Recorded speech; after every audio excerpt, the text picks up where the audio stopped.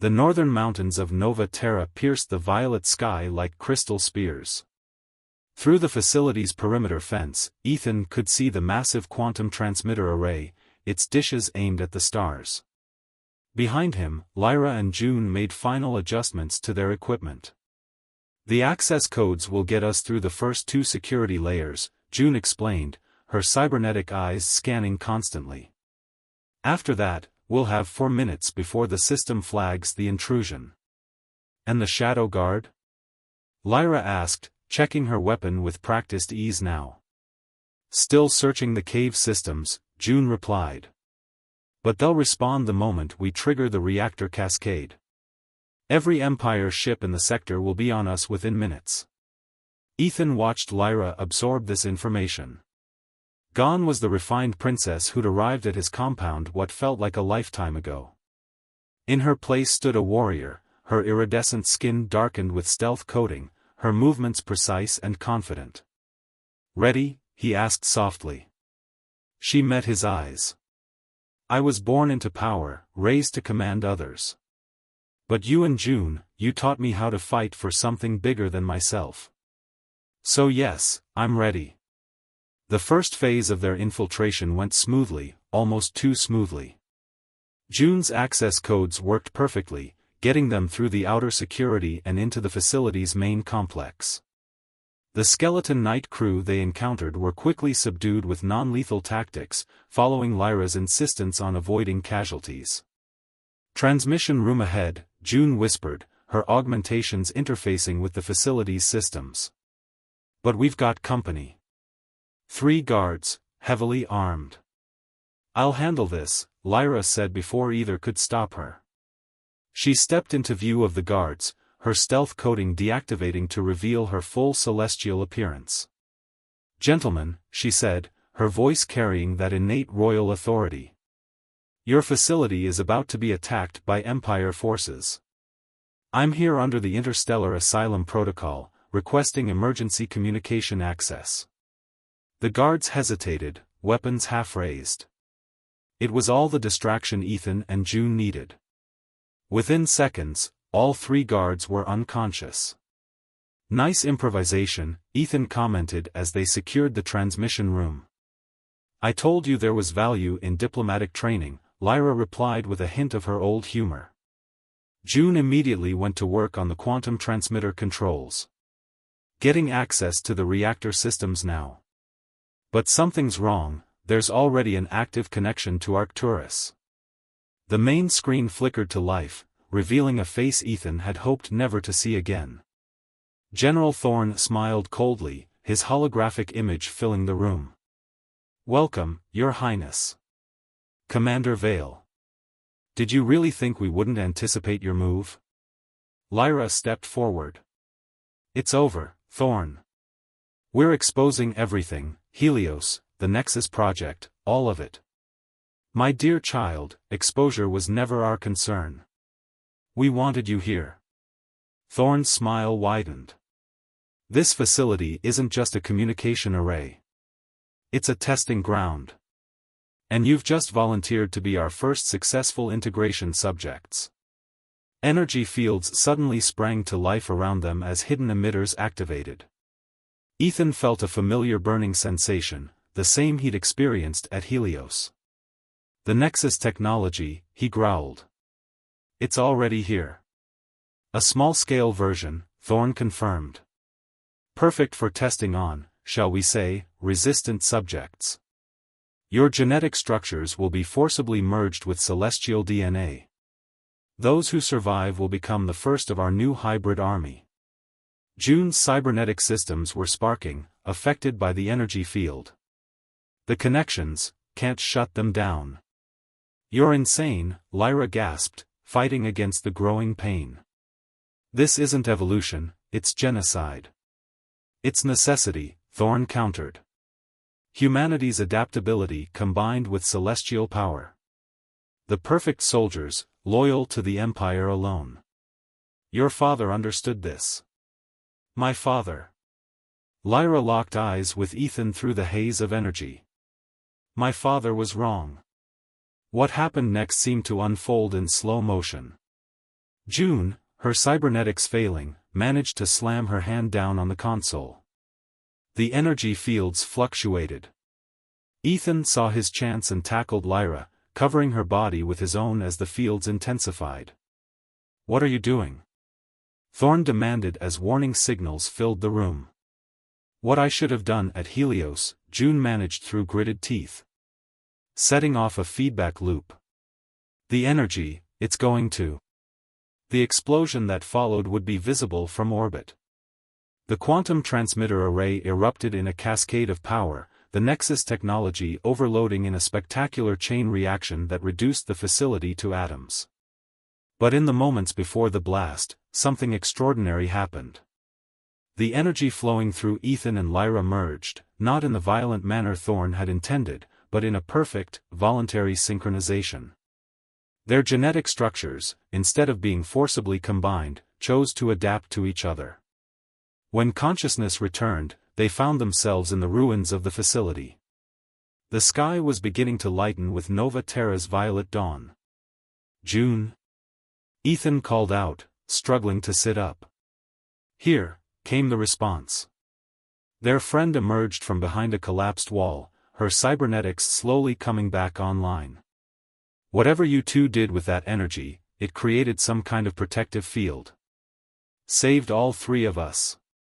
Lyra stirred beside him, her iridescent skin now bearing subtle patterns that looked almost human. Ethan noticed his own skin had a slight shimmer in the early light. "We merged," Lyra said wonderingly, touching his face. "But not like they intended. We chose it. We adapted," Ethan finished. "On our own terms." June's cybernetic eyes whirred as she assessed them. "The genetic integration, it's stable. And the reactor in Arcturus?" "The feedback loop traveled through the quantum connection," Lyra confirmed. "The entire project is destroyed. Along with all of Thorn's evidence against my father. Speaking of which," June nodded toward the horizon, "we've got incoming. Lots of incoming. Empire ships, Earth vessels, everyone's going to want answers." Ethan helped Lyra to her feet, noting how natural it felt now, this blending of their strengths. "Let them come," he said. "I think it's time for some truth." "Truth," Lyra agreed, "but also hope." She looked at their joined hands, human and celestial features now perfectly merged. "We've proved it's possible, adaptation without violence, change without destruction. A true partnership between our peoples." As the ships descended from orbit, Ethan pulled her close. They had a long road ahead, explaining what happened here, confronting both their governments, building something new from the ashes of the old lies. But for the first time since Helios, he felt truly whole. "So," he said with a slight smile, "still think humans are barbarians?" Lyra's laugh carried across the ruins, bright as the dawn breaking over Nova Terra's crystal mountains. "No," she replied, violet eyes meeting his. "I think you're exactly what the universe needed. What I needed." Above them, Nova Terra's twin moons were setting, giving way to the violet sun. A new day was beginning, not just for them, but for both their peoples. And this time, the light of dawn carried not the stark illumination of truth, but the softer glow of hope. The twin moons of Nova Terra cast long shadows across Ethan Vale's homestead as he completed his evening patrol. His boots crunched against the crystalline soil, a reminder that despite its Earth-like appearance, this world was anything but ordinary. The former fleet commander had chosen this remote colony for precisely that reason, its strangeness kept most people away. Ethan's hand instinctively rested on his pulse rifle as he approached the perimeter sensors.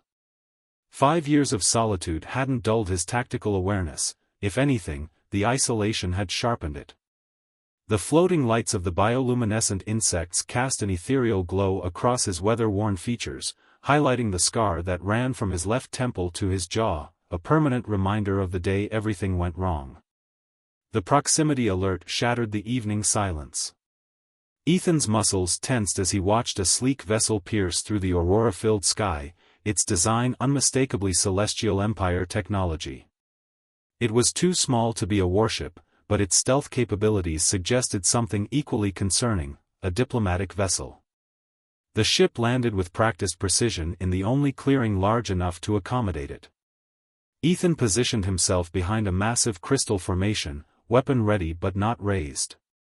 The vessel's hull whispered open, releasing a shimmer of pressurized air into Nova Terra's atmosphere. Two figures emerged. The first was clearly a bodyguard, his chrome armor bearing the distinctive markings of the Imperial Guard. But it was the second figure that caught Ethan's attention, a woman whose very presence seemed to bend the light around her.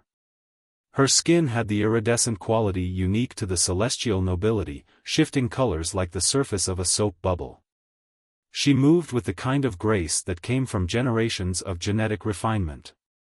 "Commander Vale," the guard called out, his translator giving his voice an artificial smoothness. "We know you're there. The princess requires your assistance." Ethan remained silent, evaluating his options. The guard's use of his former title was deliberate, few knew his true identity. "Please," the woman spoke, her voice carrying naturally across the clearing. "We have nowhere else to go." Something in her tone, a blend of authority and desperate sincerity, made Ethan step out from his cover. "This is private property," he said, keeping his weapon visible but lowered. "And I'm not a commander anymore." The woman stepped forward, and Ethan noticed she wore a simple environment suit rather than the elaborate robes typical of celestial royalty. "I am Princess Lyra of House Stellaris. There are those in my court who wish me dead, and my options for sanctuary are limited." Ethan's jaw tightened. "You've got an entire empire at your disposal. Why here?" The guard spoke up, "Because, Commander, you're the only human who ever earned the Empire's respect, and their fear. The attempted assassination of the princess bears the hallmarks of internal conspiracy. We need someone outside the Empire's influence." "Ren speaks truth," Lyra added, moving closer despite her guard's protective gesture. "Your actions during the Helios crisis proved your capability. More importantly, your subsequent disappearance proved your discretion." The mention of Helios sent a familiar pain through Ethan's chest. He'd spent years trying to forget the choices he'd made during those dark days, the lives lost and saved by his decisions. "That was a lifetime ago, Princess. I'm not that person anymore." "No," she agreed, her eyes, violet and luminescent, meeting his. "You're someone who chose exile over glory. Someone who values truth over power. That's exactly who I need." A bitter laugh escaped Ethan's throat. "You don't know what I am, Your Highness. And if you did, you wouldn't be here." "I know enough," Lyra countered. "I know that when faced with the choice between following orders and saving lives, you chose mercy, even at the cost of your career and homeland." Ethan studied her, seeing past the otherworldly beauty to recognize something familiar in her expression, the look of someone whose entire world was unraveling. He'd seen that same look in the mirror years ago. "How long?" he asked, already knowing he'd regret this decision. "Until we can identify and neutralize the threat," Ren answered. "A matter of weeks, perhaps months." "Two conditions," Ethan said, holstering his weapon. "First, no outside communication except through my encrypted channels." Dawn came early on Nova Terra, its violet sun piercing through the crystalline formations that surrounded Ethan's compound. He found Princess Lyra already awake, standing at the window of his home's common area, watching the local wildlife with fascination. Her iridescent skin caught the morning light, creating dancing patterns on the walls. "Your world is beautiful," she said without turning. "Harsh, but beautiful." "Not my world," Ethan corrected, setting down 2 steaming mugs of synthesized coffee. "Just where I ended up." He noticed she'd traded her environment suit for the practical clothing he'd provided, reinforced fabric designed for survival in Nova Terra's unforgiving climate. "Your guard, Ren, left at dawn," Ethan informed her. Said he needed to establish false trails to protect your location. You trust him? Lyra finally turned from the window, accepting the offered drink with elegant hands. With my life. He served my family since before I was born. She paused, studying the dark liquid. Though recent events have made me question who else deserves such trust. Then let's start there. Ethan pulled up a holographic display, security footage from what appeared to be an ornate palace corridor. Show me what happened the night you fled. Lyra's fingers trembled slightly as she reached out to manipulate the image. It was after the Celestial Summit. I was returning to my chambers when, she froze the footage, highlighting 3 figures in ceremonial robes. These attendants weren't part of my regular staff. I noticed too late. Ethan watched as the scene unfolded. The attendants moved with military precision, their attempts on Lyra's life thwarted only by Ren's timely intervention and what appeared to be some sort of personal shield technology. Professionals, Ethan muttered. Military trained. Those weren't common assassins. He turned to Lyra. Who wants you dead badly enough to risk war with the Empire? That's what troubles me, she admitted. The attack bore the hallmarks of the Shadow Guard, our elite intelligence service. But they answer directly to the Imperial throne. My own father. You think your father ordered the hit? No, Lyra's response was immediate. But someone wants me to think he did. The timing, just after I announced my opposition to the Nexus project, she caught herself, violet eyes widening slightly. Ethan's expression hardened. The Nexus project. That's what this is about? You know of it? I know it's the reason I'm here on Nova Terra instead of commanding a fleet. Ethan's voice carried years of buried anger. Your Empire's little experiment in combining human and celestial technology. The one that cost thousands of lives at Helios. Lyra set down her mug, her composure cracking slightly. The official records say it was a terrorist attack. That humans. The official records are lies, Ethan cut her off. I was there. I saw what really happened when they activated that technology. I gave the order to evacuate instead of containing the situation. Chose human lives over political convenience. His scar seemed to burn with the memory. Your Empire buried the truth and made me the scapegoat. And now they're trying to restart it, Lyra said quietly. Under a different name, with new safeguards, they claim. I discovered evidence that the original project never truly ended. When I threatened to expose this to the Galactic Council, they tried to silence you. Ethan's tactical mind was already connecting the dots. But they needed it to look like internal politics rather than Empire-sanctioned assassination. Precisely. Lyra stepped closer to him, her presence carrying an intensity that made the air feel charged. I need your help, Ethan. Not just to survive, but to expose the truth. Both our peoples deserve that much. Ethan studied her for a long moment. If what you're saying is true, we're not just hiding from assassins. We're taking on the most powerful elements of your empire. Is that a no? It's a reminder that you need to be ready. Ethan moved toward the weapon rack on the far wall. Starting now, you learn to defend yourself. Not with shields and technology, but with your own skills and instincts.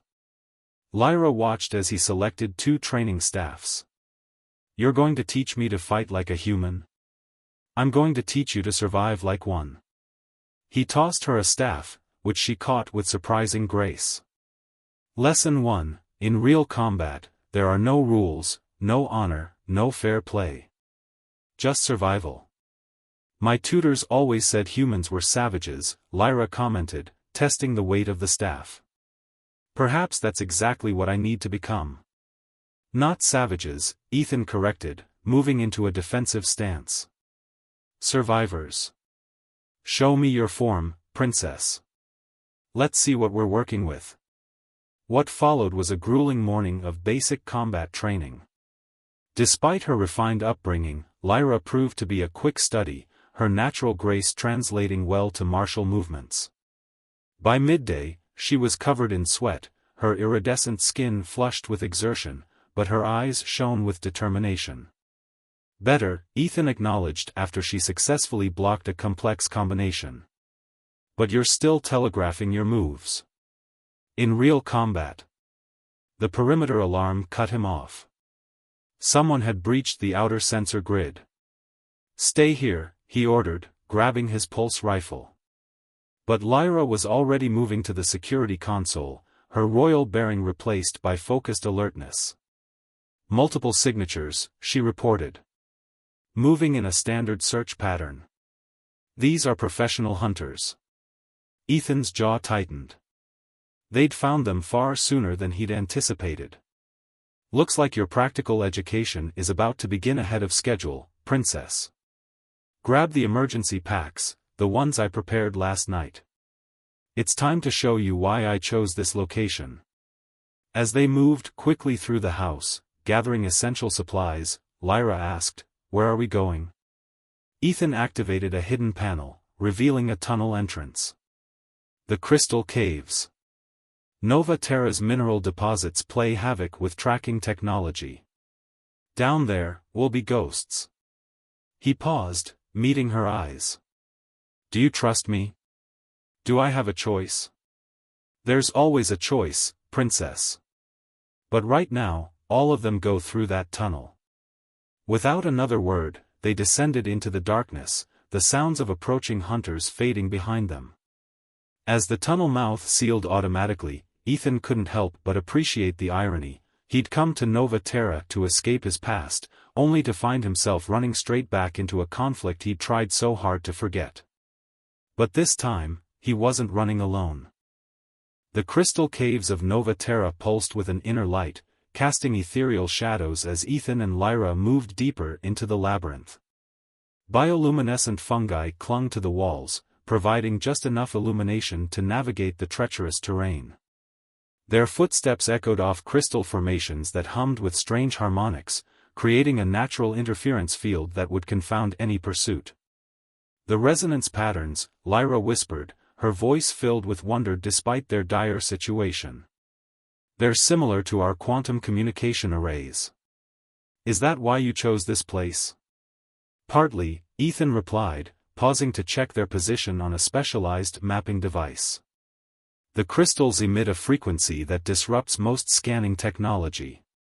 Makes it perfect for staying hidden. He didn't mention that the cave's beauty had also reminded him of home, of the aurora borealis he'd watched as a child in Alaska. A distant explosion rocked the cavern, sending crystalline dust raining down on them. Their pursuers had found Ethan's house. They're destroying everything, Lyra said, her composure cracking slightly. Things can be replaced. Ethan guided her around a particularly sharp crystal formation. I had contingencies in place. What matters is they won't find what they're looking for. And what's that? Evidence. He pulled out a small data crystal from his pack. Everything I collected about the Helios incident. Including files your empire thought they'd erased. I'm guessing it'll complement whatever you discovered about the Nexus Project's revival. Another explosion, closer this time, sent vibrations through the cave system. Lyra stumbled, and Ethan caught her, their faces suddenly inches apart. For a moment, they stayed frozen, her iridescent skin reflecting the cave's natural light, her violet eyes wide with something more than fear. They're in the tunnels, she whispered, breaking the moment. Ethan nodded, releasing her but keeping hold of her hand to guide her through the darkness. There's a chamber ahead. Natural fortress. We can make our stand there if we have to. They reached the chamber just as the first energy bolt sizzled past them, striking a crystal formation and shattering it into brilliant fragments. Ethan pushed Lyra behind a natural column and returned fire, his pulse rifle's shots precise and measured. For hostiles, he reported, dropping into cover as return fire filled the chamber with deadly light. Military-grade weapons and armor. Definitely Shadow Guard. Lyra pulled a sleek pistol from her pack, one of the weapons Ethan had given her during their brief training. 5, she corrected, spotting another figure trying to flank their position. Without hesitation, she fired, her shot striking the attacker's leg. The precision of her aim surprised both of them. Good shot, Ethan commented, taking advantage of the distraction to drop another attacker. But you had a clean kill shot. Why didn't you take it? Because unlike them, I haven't forgotten who I am. Lyra's voice carried steel beneath its refinement. Death should be the last resort, not the first choice. A harsh laugh echoed through the chamber. Noble sentiments, Your Highness, a voice called out in the celestial language. But misplaced. The Empire cannot afford such weakness. Ethan saw Lyra stiffen. You know that voice? General Thorn, she replied, her skin paling slightly. My father's most trusted military advisor. And my former mentor. Surrender now, Princess, Thorn called out. We can still contain this situation. Your death can be quick, dignified. Continue to resist, and I cannot promise the same for your human protector. Ethan caught Lyra's eye and gestured toward a crystal formation behind their attackers. She nodded, understanding his plan without words. Why, Thorn, she called back, keeping their attention. Why betray everything the Empire stands for? Betray? Thorn's voice carried genuine conviction. I serve the Empire's true interests. The Nexus project is vital to our survival. Your father understands this, even if you do not. My father would never sacrifice innocent lives. Your father sacrificed thousands at Helios. Thorn's composure cracked. He authorized the test knowing the risks. And when it failed, he let this human take the blame to preserve the Empire's reputation. Ethan's blood ran cold. All these years, he'd assumed the Empire's leadership had been kept in the dark about Helios. To learn that they'd known, had planned for it. Now, your meddling threatens everything we've rebuilt, Thorn continued. The new Nexus project will succeed where Helios failed. The power of human adaptability combined with celestial technology, it will make us invincible. It will make us monsters, Lyra replied, subtly shifting her position. Ethan had reached the crystal formation, using the distraction of their conversation to move undetected. One careful shot would bring the entire structure down on their attackers. Last chance, General, Lyra called out. Stand down. You disappoint me, child. I taught you better than this. Kill them both. Ethan fired at the crystal's base just as the Shadow Guard opened fire. The massive formation collapsed, its razor-sharp shards creating a deadly barrier between them and their attackers. Screams and energy bolts filled the air as chaos erupted. Run! Ethan grabbed Lyra's hand, pulling her toward a narrow passage he'd spotted earlier. Behind them, Thorn's voice rose above the mayhem, ordering his men to pursue. They raced through the crystal maze, every turn bringing them deeper into Nova Terra's underground labyrinth. The sounds of pursuit gradually faded, replaced by their heavy breathing and the eternal hum of the caves. Finally, in a small chamber lit by particularly bright fungi, they stopped to catch their breath. Lyra leaned against a wall, her royal composure completely shed in favor of raw emotion. My father. She began. Later, Ethan cut her off gently. Right now, we need to keep moving. There's an old mining outpost 2 levels down. We can regroup there, figure out our next move. Lyra straightened, gathering her strength. They'll be hunting us across every world in the Empire now. Good thing we're not on an Empire world. Ethan checked their supplies. Nova Terra's independent for a reason. And I didn't spend 5 years here without making some friends in low places. You're still willing to help me? Even knowing my father's role in Helios?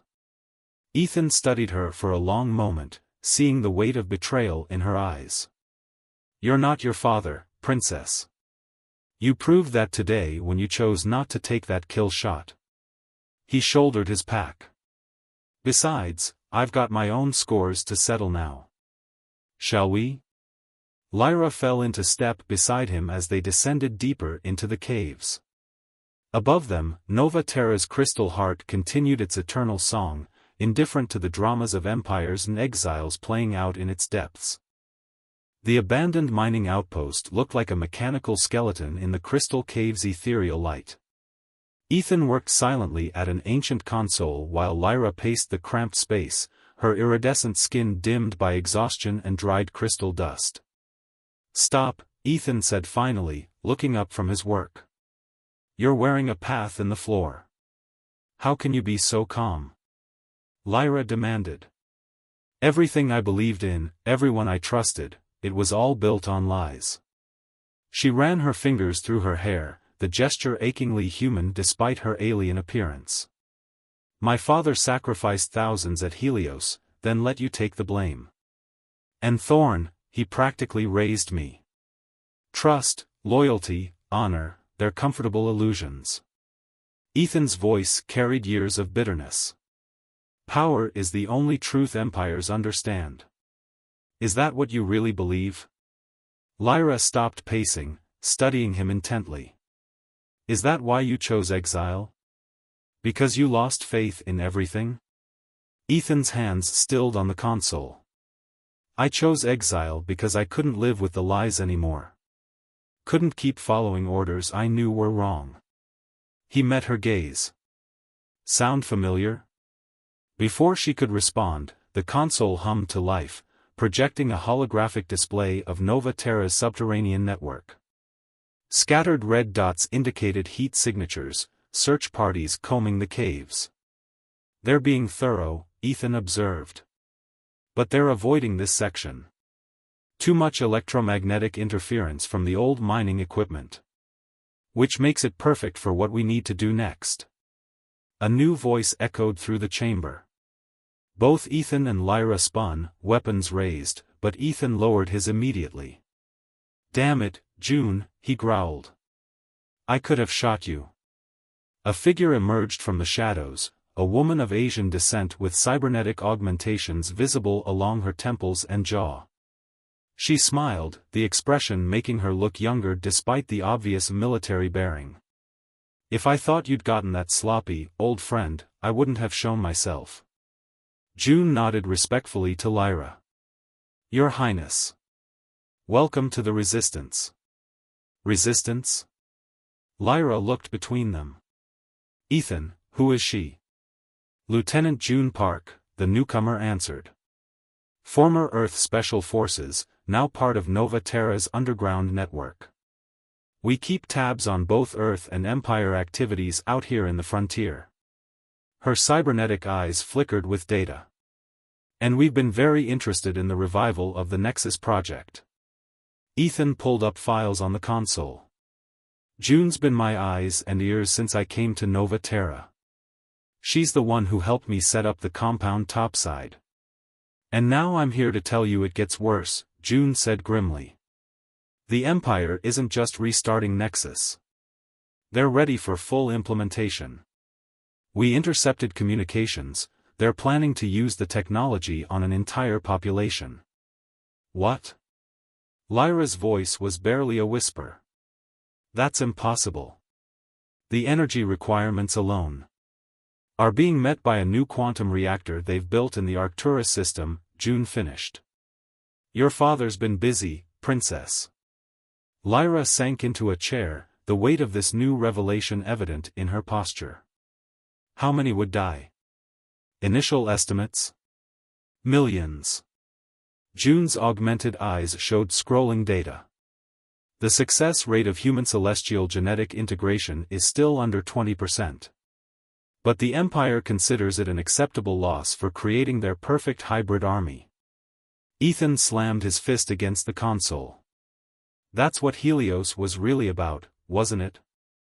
Not just testing the technology, but proving it could work on a mass scale. And I was supposed to be their puppet," Lyra added bitterly. The face of progress, helping to convince everyone it was for the greater good. She looked up at June. How long do we have? The reactor goes online in 36 hours. Once it's operational, they can begin mass implementation at any time. Ethan studied the cave system maps. We'll never reach Arcturus in time. Not with every Shadow Guard unit in the sector hunting us. No, June agreed. But you don't have to.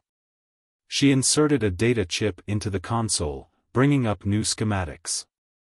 The reactor's control systems were based on technology stolen from Earth during the last war. Technology one helped develop. There's a backdoor, a way to trigger a cascade failure remotely. That would destroy the entire facility, Lyra noted. Along with any evidence of your father's involvement, Ethan added, watching her carefully. Lyra stood, her royal bearing returning despite her disheveled appearance. My father made his choice at Helios. Now I make mine. She turned to June. What do you need? Access to a quantum transmitter powerful enough to reach Arcturus. One that can't be traced back to us. June smiled grimly. Fortunately, there's one not far from here. Unfortunately, it's in a highly secure Earth government facility. The communications array in the northern mountains, Ethan realized. I knew something that heavily guarded had to be important. Getting in won't be easy, June warned. And even if we succeed, triggering the reactor failure will alert every Empire and Earth force in the sector. We'll have minutes at most to escape before they lock down the entire planet. Lyra's hand found Ethan's in the dim light. Then we better not fail. He squeezed her hand gently, remembering another moment years ago when he'd made a choice that changed everything. June, tell me you have a plan for getting into that facility. Better. June's cybernetic smile was fierce. I have access codes. Amazing what people will trade for the right information out here on the frontier. As they began planning their infiltration, Ethan watched Lyra studying the facility schematics with intense focus. She'd come to him as a princess in exile, but adversity was forging her into something else, a leader willing to sacrifice everything to protect others. He recognized the transformation because he'd gone through it himself at Helios.